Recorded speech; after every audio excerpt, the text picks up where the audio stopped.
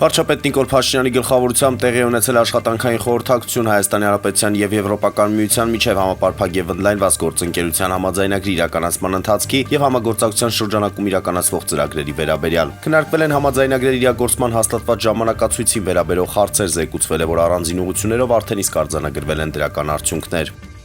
Փոխվարչապետ Մհեր Գրիգորյանն ընդունել է Զինծառայողների ապահովագրության ազգային հիմնադրամի հոգաբարձուների խորհրդի նախագահ Իրինա Սեյնալյանին։ Զրուցակիցները մտքեր են փոխանակել հիմնադրամի կողմից արդեն իսկ իրականացված նախաձեռնությունների, ինչպես նաև կարճաժամկետ եւ երկարաժամկետ հեռանկարում ապագա անելիքների շուրջ։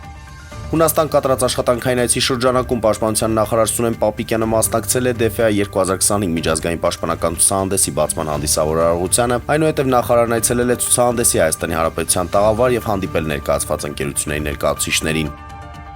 Կենտրոնական բանկը խորքային ուսումնասիրություններ է անում 3-ից 4 բանկում, հայտարարել է Կենտրոնական բանկի նախագահ Մարտին Գալստյանը։ Այն մարդիկ, որոնք վարկային պրոդուկտների խնդիրներ ունեցելու պիտի վճարեն զեղծարության զոհ են դարձել, այդ մարդկանց վարկերը սառեցված են տարբեր բանկերում տարբեր ժամկետներով, նշել է նա։ Չեչնիայի ղեկավար Ռամզան Կադրովը խնդրել է իրեն ազատել պաշտոնից, այս մասին նա հայտարարել է տված հարցազրույցում, այս կերպ Կադրովը պատասխանել է իր հնարավոր հրաժարականի մասին տարածվող հայտարարություններին։ Մադրիդի Ռեալի գլխավոր մարզիչ Կարլո Անչելոտին մոտ ժամանակներս կլքի սերուցքայիների գլխավոր մարզչի պաշտոնը աղբյուրի տեղեկություններով իտալացի մարզիչն ու մադրիդյան ակումբի ղեկավարությունը բանավոր պայմանավորվել են դադարեցնել համագործակցությունը Անչելոտիի Ռեալից հեռանալու մասին պաշտոնական հայտարարությունը կարող է հաջորդել մոտակա Էլ Կլասիկոյին։